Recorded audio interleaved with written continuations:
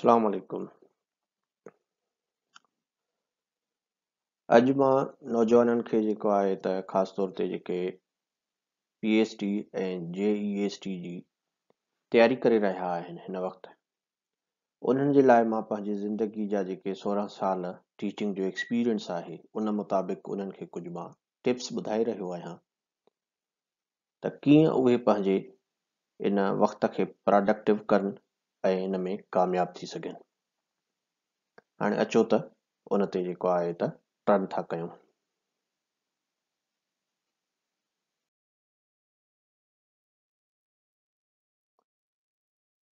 हाणे PhD ऐं JEST जे लाइ जेके की पॉइंट्स आहिनि, हिन वक़्तु सिंध गवर्नमेंट जेके अनाउंस कयूं आहिनि जॉब्स ऐं उहो IB सखर जे ज़रिए जेको आहे त एग्ज़ाम कंडक्ट कराईंदा, त उन जे लाइ मां पंहिंजी ज़िंदगी जे एक्सपीरियंस में जेको लर्न कयो आहे त उहो शेयर करणु थो चाहियां नौजवाननि सां, त जीअं उहे उन में मुंहिंजे तजुर्बे खे मद्देनज़र रखी करे उहो पंहिंजे प्लान करनि त कीअं जेको आहे त उन्हनि खे कामयाबी हासिल करणी आहे। सभ खां पहिरियों त ॾिसो, मां पाण जेको आहे त 2007 में IBA जे थ्रू जेको आहे HST ऐं JST में पोज़ीशन होल्डर रहियो आहियां। माना मुंहिंजो पंहिंजो एक्सपीरियंस आहे इन में, त उन बेसिस ते जेको आहे त मां तव्हांखे, ऐं उन खां अलावा मूंखे जेको आहे हिकिड़ो टिनी जेको आहे स्टेज जेके असां वटि आहिनि, स्कूल, कॉलेज ऐं यूनिवर्सिटी, टिनी जो मूंखे एक्सपीरियंस आहे गवर्नमेंट इंस्टीट्यूशंस में एज वेल एज प्राइवेट इंस्टीट्यूशंस में। मां स्कूल में बि सरकारी स्कूल HST तौरु कमु कयो आहे, ऐं मां सिंध गवर्नमेंट में कॉलेज में लेक्चरर बि रहियो आहियां, ऐं मां यूनिवर्सिटी में लेक्चरर ऐं असिस्टेंट प्रोफेसर बि रहियो आहियां। त उन जे करे मूंखे काफ़ी सारा ज़िंदगी जा एक्सपीरियंसिस आहिनि ऐं काफ़ी सारा जेको आहे दोस्त ऐं शागिर्द स्टूडेंट मुख़्तलिफ़ वक़्तनि ते मुख़्तलिफ़ जेको आहे हिकिड़ा क्वेश्चन्स कंदा रहंदा आहिनि, त महिरबानी करे असांखे इन ते का गाइडलाइन ॾियो, का हेल्प कयो त कीअं असां जेको आहे त कयूं। उन बेसिस ते मां सोचियो त छो न जेको आहे असां पंहिंजा जेके नौजवान हिन वक़्तु डिस्पर्स लॻा पिया आहिनि, कि बेरोज़गारी आहे, बेचैनी आहे, ऐं हिकिड़ी जेको आहे त फ्रस्ट्रेशन आहे नौजवाननि में, त हिन वक़्तु जेका इहा सिंध गवर्नमेंट जेको आहे त जॉब्स अनाउंस कयूं आहिनि, त इन जे ज़रिए हिकिड़ी नई उमेद जी किरण जागी आहे असांजे नौजवाननि में। छो त घणे वक़्त खां जॉब्स न अचण जे करे जेको आहे हिकिड़ो नौजवान स्लीपिंग मूड में हलियो वेंदो आहे। नेचुरली जीअं तव्हां ऑब्ज़र्व कंदव त कंप्यूटर ई जेकॾहिं उनखे ऑपरेशन में न हूंदो आहे त उहो थोरे वक़्त में स्लीपिंग मूड में हलियो वेंदो आहे। त ईअं ई इंसान जी बि साइकोलॉजी आहे, ऐं ईअं ई असांजो बिहेवियर बि हूंदो आहे।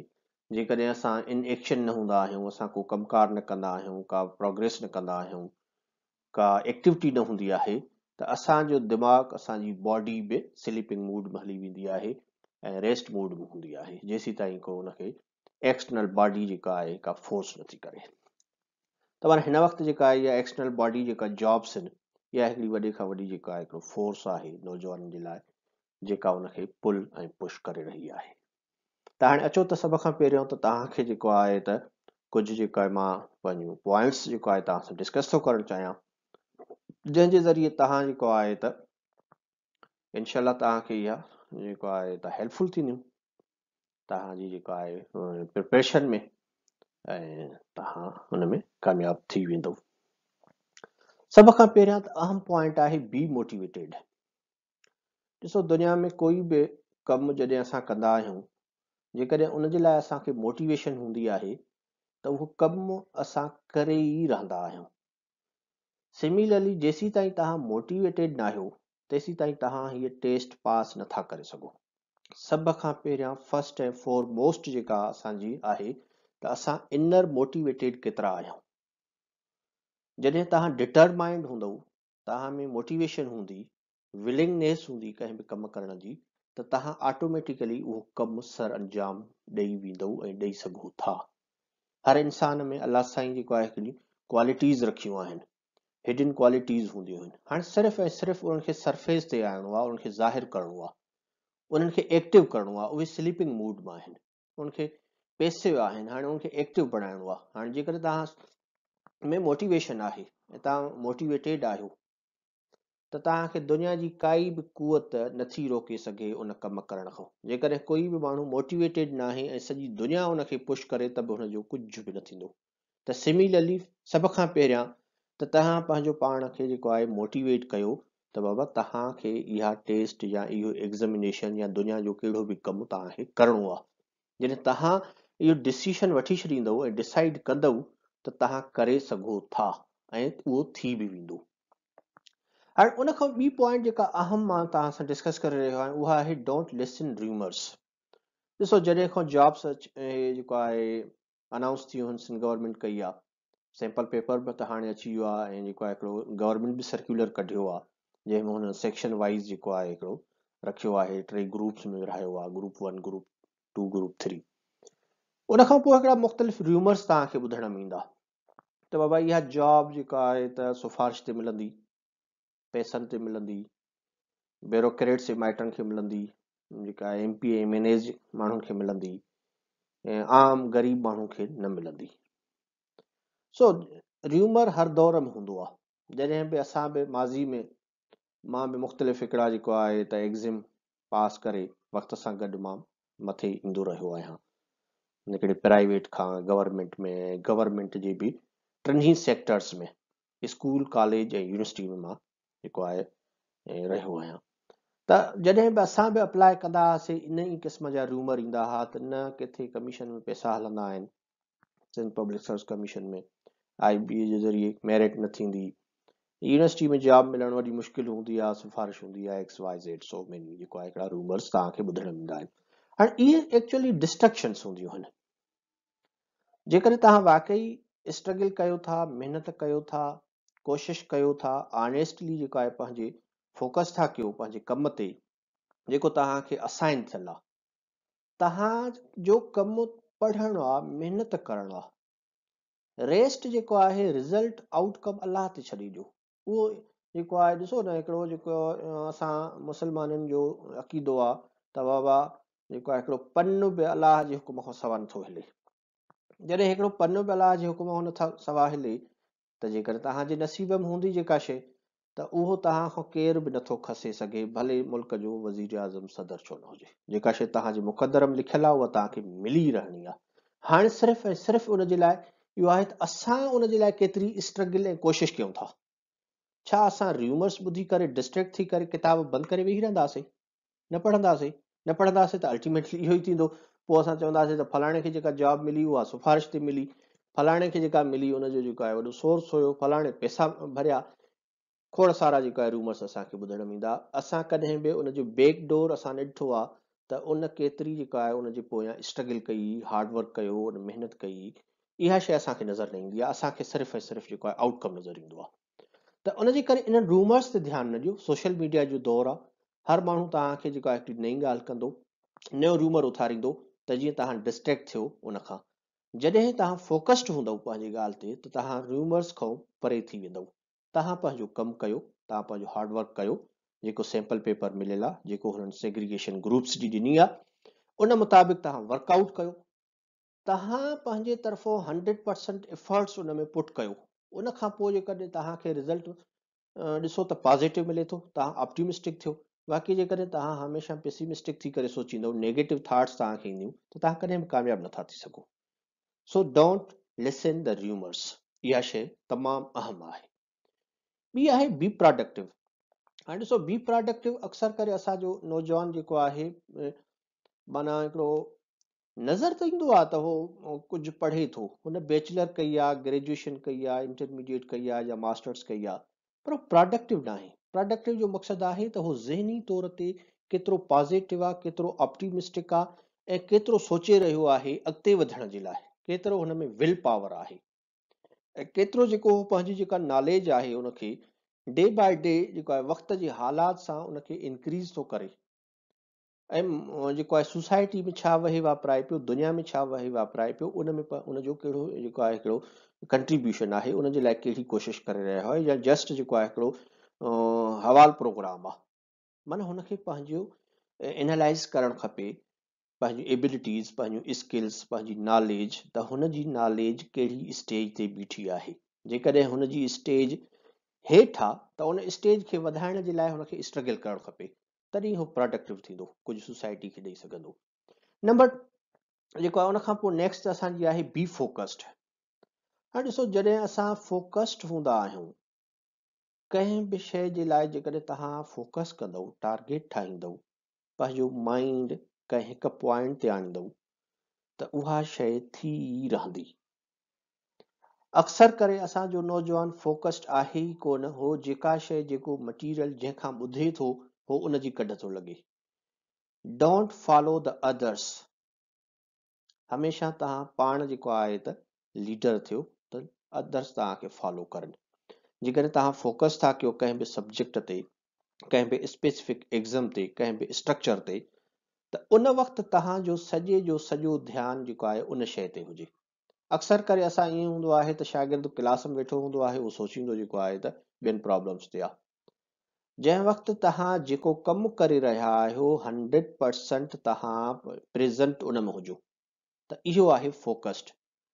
मिसाल हिकिड़ो, असां निमाज़ पढ़ंदा आहियूं, ख़्यालात जेको आहे ॿिया हूंदा आहिनि धंधे जा, असां धंधे ते हूंदा आहियूं, परेशानियूं हूंदियूं आहिनि घर जूं, घर में हूंदा आहियूं, परेशानियूं हूंदियूं आहिनि जॉब जूं। त इहा जॾहिं असांजी डिस्ट्रैक्शंस ख़तमु थींदी, फोकस्ड हूंदासीं, जंहिं वक़्तु किताब था खणो उहो कलाक 2-3, त उन वक़्तु सिर्फ़ु तव्हां मेंटली ऐं फिज़िकली उन किताब में हुजणु घुरिजे।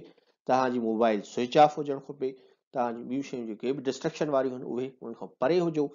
हिकिड़ा जेको आहे लोनली थी करे वियो, उन कम खे जेकॾहिं तव्हां फोकस थी करे कंदव त उहो हिकिड़ो प्रोडक्टिव कमु थींदो ऐं उनजो आउटपुट बि बहितर ईंदो।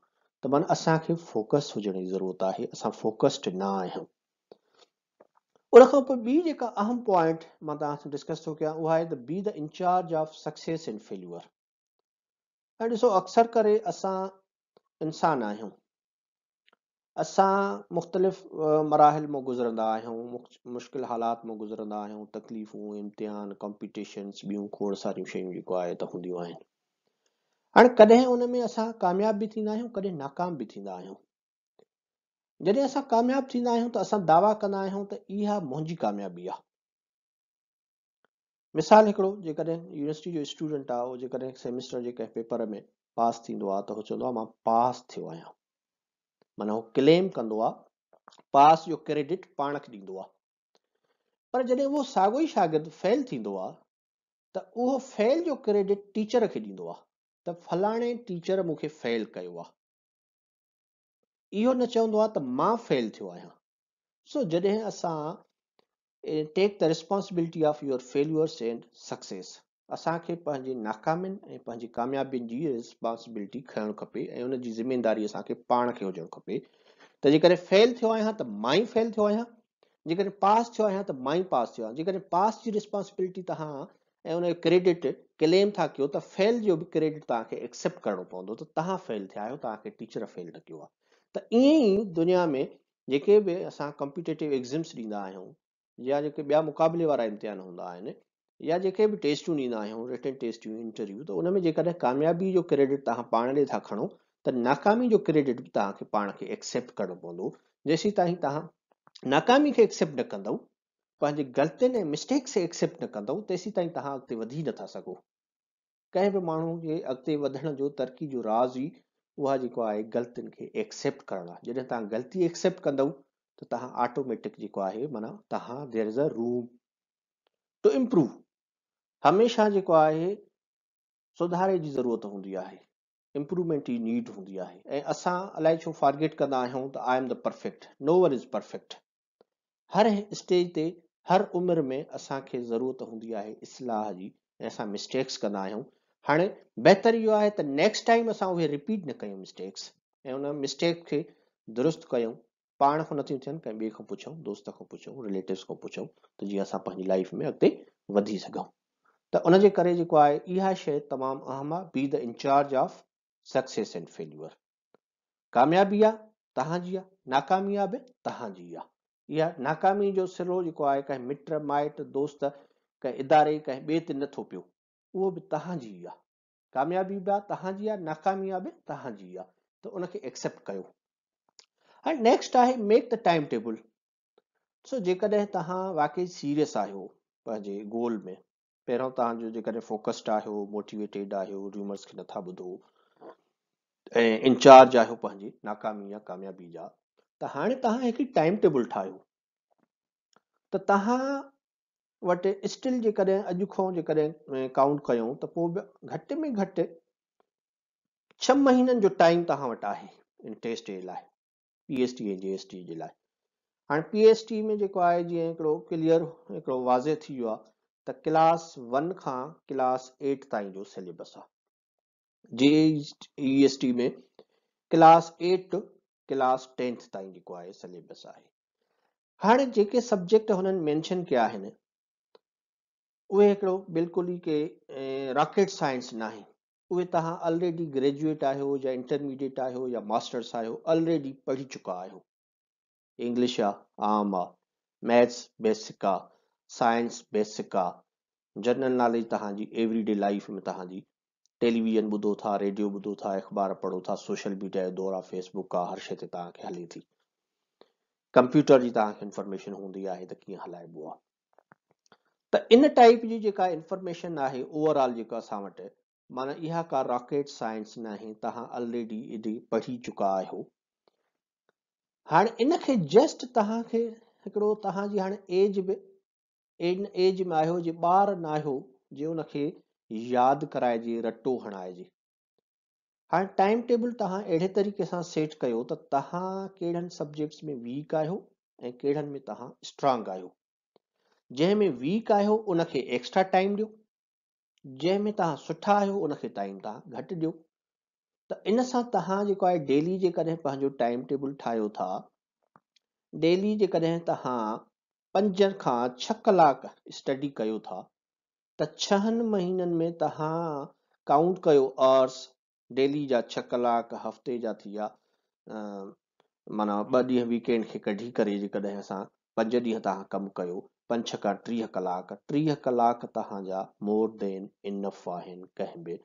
हिते जेको आहे त रिसर्च में एतिरा जेको आहे माण्हू काफ़ी कमु करे सघे थो, इवन रिसर्च स्टूडेंट PhD में। हिते तव्हांजी जेको आहे हिकिड़ो 5 6 7 8 9 10 जो जेको आहे सिलेबस आहे। सिर्फ़ु ऐं सिर्फ़ु इन में फोकस करण जी ज़रूरत आहे। त टाइम टेबल ठाहियो डेली जो, वीकली जो, देन मंथली जो, त तव्हांखे कहिड़ा कहिड़ा सब्जेक्ट कीअं कीअं कहिड़ी प्रायोरिटी तव्हांखे पढ़ना आहिनि, त तव्हां आराम सां उनखे जेको आहे अचीव करे सघो था पंहिंजो गोल। हाणे सभ खां अहम जेका ॿी शइ तव्हांखे नेक्स्ट आहे, डोंट रीड MCQs ओनली। हाणे असांजे शागिर्द जो हिकिड़े वॾे खां वॾो प्रॉब्लम इहो आहे त हुनखे MCQs हिकिड़ी आसान शइ मार्केट में मिली थी वञे, बुक या अॼुकल्ह सोशल मीडिया जे थ्रू जेको आहे त PDF फॉर्म में धड़ाधड़ जेको आहे हले थो। It's okay to some extent. जॾहिं जनरल नॉलेज आहे, का इस्लामियात आहे, पाकिस्तान स्टडी आहे, इन टाइप जा MCQs त तव्हां पढ़ो या करे सघो था। छा तव्हां साइंस में, तव्हां मैथ्स में, तव्हां इंग्लिश में MCQs तव्हांजो हलंदो? न हलंदो। जेसीं ताईं तव्हांजी डिटेल्ड स्टडी न हूंदी, सब्जेक्टिव स्टडी न हूंदी, तेसीं ताईं तव्हां पास नथा करे सघो टेस्ट। MCQs हूंदो आहे just to test your timing and your ability to attempt, त तव्हां केतिरे वक़्त में ऐं केतिरे शॉर्ट टाइम में उहो अंडरस्टैंड करे उनखे आंसर करे सघो था। माना इहा जस्ट हिकिड़ो लास्ट आवर्स जॉब आहे MCQs। माना जॾहिं तव्हां कंहिं बि सब्जेक्ट खे डिटेल में पढ़ियो आहे, सम्झो आहे, गौर कयो आहे, उन खां पोइ जेकॾहिं तव्हां हाणे उनजो MCQs हिकिड़ो टाइप जेको आहे हिकिड़ो पैटर्न टाइप तौर ते तव्हां त अटेम्प्ट कयो त तव्हां कलाक में केतिरा क्वेश्चन्स करे सघो था, छा उन रिक्वायर्ड टाइम फ्रेम में तव्हां करे सघो था। उन जो मक़सदु इहो हूंदो आहे MCQs जो, न कि MCQs जेको आहे हिकिड़ो असां हुनखे जेको आहे त अल्टरनेट सम्झी करे सिर्फ़ु उनखे फॉलो कयूं ऐं अल्टीमेटली छा थींदो, तव्हांजे साम्हूं आहे केतिरा दफ़ा IB थ्रो एग्ज़ामिनेशन थी चुको आहे PhD JEST ऐं HST जो, केतिरा माण्हू पास थींदा आहिनि? तमामु घटि पास थींदा आहिनि। छो पास थींदा आहिनि? सीटूं रहिजी वेंदियूं आहिनि हर दफ़े। उन जो मेन रीज़न इहो आहे त असांजो शागिर्दु डिटेल्ड में स्टडी न कंदो आहे। त हाणे तव्हां वटि जेके सब्जेक्ट आहिनि, इंग्लिश आहे, साइंस आहे, मैथ्स आहे, जनरल नॉलेज आहे, कंप्यूटर आहे, इस्लामियात आहे, GK आहे, सोशल स्टडी आहे, इन्हनि खे डिटेल्ड में जेके प्राइमरी खां वठी मैट्रिक जा बुक आहिनि उन्हनि खे पढ़ो, रीड कयो ऐं स्लोली उन्हनि खे अंडरस्टैंड कयो। हाणे फोकस ऑन अंडरस्टैंडिंग। हाणे ॾिसो, जीअं तव्हां मिसाल हिकिड़ो साइंस आहे या जेको आहे सोशल साइंस जो सब्जेक्ट आहे, सोशल स्टडी जो आहे, जनरल नॉलेज जो आहे, उनखे फोकस करे उनजी अंडरस्टैंडिंग ते ज़ोर ॾियो, उन बैकग्राउंड ते ज़ोर ॾियो त उहो बैकग्राउंड इंफॉर्मेशन उनजी छा आहे। मिसाल हिकिड़ो जेकॾहिं एटम आहे त एटम कीअं थो ठहे, न्यूक्लियस छा आहे, लॉ ऑफ मोशन छा आहे, फिजिक्स जेकॾहिं केमिकल इक्वेशन कीअं ठहंदी आहे, जेकॾहिं बायोलॉजी जो सेल छा हूंदो आहे। जेकॾहिं उन्हनि खे असां अंडरस्टैंड कंदासीं त असां MCQs आंसर करे सघूं था, बजाए जे असां MCQs रटाफिकेशन ते न वञूं। यादि करण जी ॻाल्हि न आहे, सम्झण जी ॻाल्हि आहे। जेतिरो तव्हांखे सम्झ में ईंदी, इहा सिर्फ़ु तव्हांखे टेस्ट पास न आहे करणी, इन खां पोइ बि तव्हांखे वञी टीचर थियणो आहे। छा उते MCQs ॿुधाईंदव, पढ़ाईंदव? त माना तव्हांखे शयूं सम्झ में अचणु खपनि, तव्हांखे सम्झियल हुजनि। जॾहिं तव्हांखे शइ सम्झ में अची वेंदी, काई बि टॉपिक तव्हांखे सम्झियल हूंदी, त तव्हां उन जा मल्टी एंगल खां तव्हांखां केरु जेकॾहिं क्वेश्चन कंदो त तव्हां उन जा जवाब ॾेई सघो था। पर जेकॾहिं तव्हांजे MCQs हिकु क़िस्म जी डायरेक्शन हुजे, उनजे उबितो सवाल पुछियल हुजे, त तव्हां त उन जो जवाबु ग़लति ॾींदव। त उनजे करे डिटेल्ड में कयो ऐं फोकस ऑन अंडरस्टैंडिंग ते ॾियो, त उनखे अंडरस्टैंड कयो जेका बि शइ आहे। हाणे उन खां अहम जेका वरी शइ ॿी जेका मां तव्हांखे ॿुधाए रहियो आहियां, discuss what U learn daily. हाणे जेकॾहिं तव्हां काई बि शइ सिखी आहे, पढ़ी आहे, अॼु सपोज़ कयो का टॉपिक फिजिक्स जी आहे, का बायोलॉजी आहे, का केमिस्ट्री जी आहे, साइंस में मिसाल था ॾियूं, या रियाज़ी जी आहे, मैथ्स जी आहे, या इंग्लिश जेको आहे तव्हां न्यू वर्ड या उनजो यूज़ेज जेको आहे सिखियो आहे, या जनरल नॉलेज जेका तव्हां, या सिंधी में का पैसेज आहे उनजो।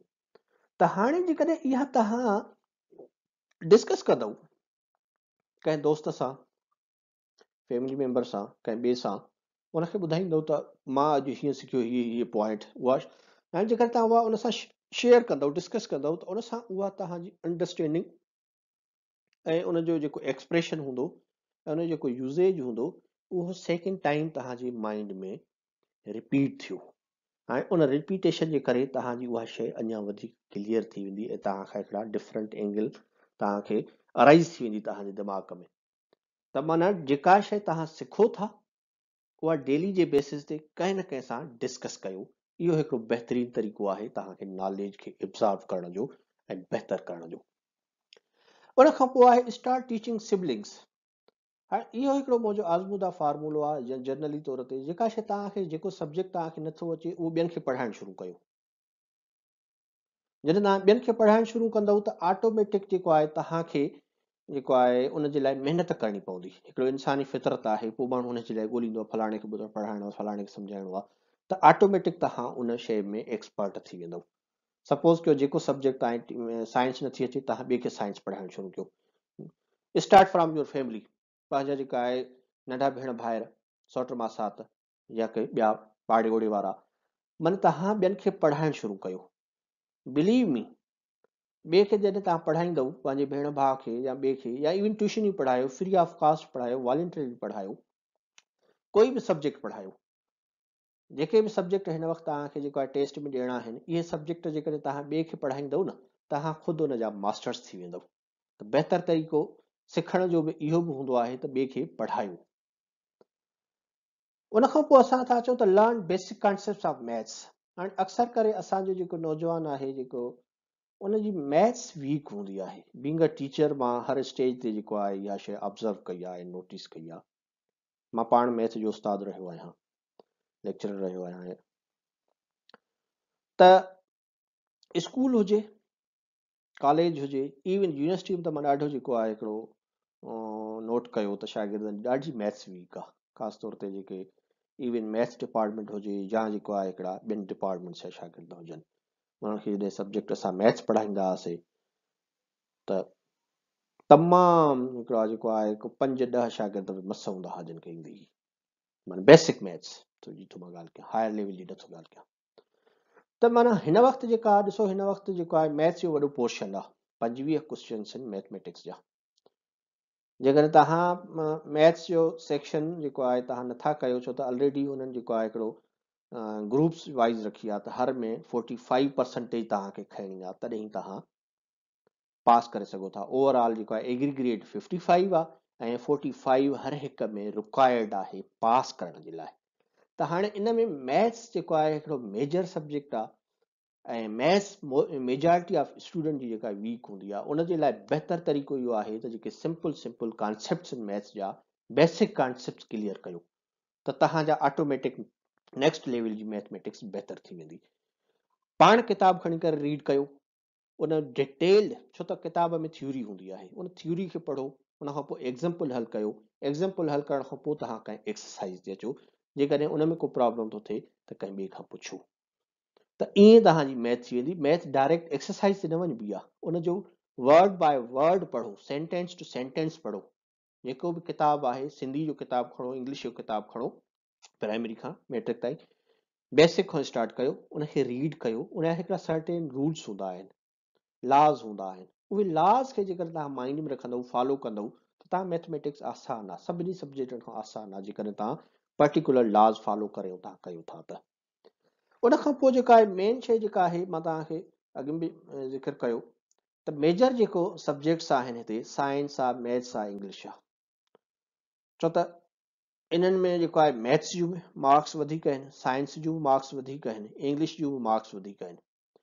25 साइंस आहे, 25 मैथ आहे ऐं 20 इंग्लिश आहे, माना क्वेश्चन्स हूंदा। त हाणे 3 सब्जेक्ट तव्हांजा अहम आहिनि, तव्हां इन्हनि ते डेली बेसिस ते इन्हनि ते वधीक टाइम ख़र्च कयो। जनरल नॉलेज आसान आहे, ॿुधीसीं हो ॿुधाईंदो, हुन मां पुछा थी वेंदी। सिंधी पंहिंजी लैंग्वेज आहे, उनखे रीड आउट कंदव, तव्हांखे काफ़ी शयूं सम्झ में ईंदियूं। इस्लामियात डेली रूटीन जे बेसिस ते असां मुस्लमान आहियूं, काफ़ी शयुनि जी असांखे ख़बर आहे ऑलरेडी, थोरो घणो जेको आहे ॿुधंदा आहियूं। सोशल स्टडी बि ईअं ई आहे, पर हाणे जेके सभ खां अहम जेको आहे मोर फोकस आहे, छो त ॾिसो 25 50 20 70, माना 70 सवाल त जेको आहे हिननि जो हूंदो, छो त 25 मैथ्स आहे, 25 साइंस आहे ऐं 20 जेको आहे इंग्लिश आहे। 100 मां 70% त हिननि जी आहे। त हाणे असां 70% ते जेकॾहिं वधीक फोकस कंदासीं त असां आराम सां टेस्ट खे पास करे वेंदासीं। हाणे उन खां पोइ सभिनी खां अहम शइ आहे त जेके बि सब्जेक्ट आहिनि उनखे डेली बेसिस ते पढ़ो था, प्रैक्टिस प्रैक्टिस एंड प्रैक्टिस। जेसीं ताईं तव्हांजी प्रैक्टिस न हूंदी तेसीं ताईं तव्हां कामयाबु नथा थी सघो। इन मां तव्हांखे हिकिड़ो स्पोर्ट्समैन जो मिसाल थो ॾियां, त कोई बि स्पोर्ट्स पर्सन हुजे, क्रिकेट जो फास्ट बॉलर हुजे, बैट्समैन हुजे, फुटबॉल जो हुजे, जेसीं ताईं हो हिकिड़ो ग्राउंड में लहण खां अॻु में हो केतिरा कलाक हिकिड़ी हार्ड वर्क कंदो आहे, प्रैक्टिस कंदो आहे, तॾहिं उते हो परफॉर्म कंदो आहे मैदान में, माना बैकडोर। त सिमिलरली तव्हांखे बि बैकडोर जेको आहे हिकिड़ी प्रैक्टिस करणी पवंदी, वर्कआउट करणो पवंदो, हार्ड वर्क करणो पवंदो, तॾहिं तव्हां इम्तिहान जे ॾींहुं उन पेपर में परफॉर्म करे सघो था बहितरीन। त स्पोर्ट्स पर्सन बि जेकॾहिं उहो प्रैक्टिस न कंदो आहे त उहो मैदान में परफॉर्म न करे सघंदो आहे। त मां इन ते मिसाल ॾियां, हिकिड़ो जेको आहे त ब्रूसली जेको आहे हिकिड़ो हुयो, मार्शल आर्ट जो ट्रेनर हो, कोच हो एतिरी त हर हिकु शइ जो 1000 दफ़ा प्रैक्टिस कंदो हो, हिकिड़े स्टेप्स जे लाइ 1000 मरतबा हो प्रैक्टिस कंदो हो। त ईअं ई जेकॾहिं तव्हां कंहिं बि शइ जे लाइ डिटरमाइंड आहियो, फोकस्ड आहियो ऐं डिसाइड करे छॾियो अथव करण जे लाइ, त जेकॾहिं तव्हां उनजी प्रैक्टिस कयो डेली जेकॾहिं इन्हनि सब्जेक्ट्स जी प्रैक्टिस कंदव, practice practice and practice, practice makes perfect, तव्हां उन में इंशाअल्लाह जेको आहे कामयाबु थी वेंदव, बाक़ाइदे कामयाबु थी वेंदव, न रुगो कामयाबु पर बाक़ाइदे कामयाबु थी वेंदव। उनजे करे जेको आहे त मुंहिंजियूं दुआऊं तव्हां सां गॾु आहिनि। मां जेको आहे उमेद थो कयां त ही मुंहिंजियूं जेको आहे की पॉइंट्स तव्हांजे लाइ यूज़फुल थींदियूं ऐं तव्हांखे हेल्प कंदियूं त तव्हां कीअं मैनेज कयो पंहिंजो टाइम ऐं पंहिंजी जेको आहे स्टडी खे कीअं था स्ट्रक्चर कयो ऐं कीअं था जेको आहे त तयारी कयो। इनशाला मां सम्झां थो त तव्हां जेको आहे त कामयाबी तव्हांजा कदम चुमंदी। मुंहिंजूं दुआऊं तव्हां सां गॾु आहिनि।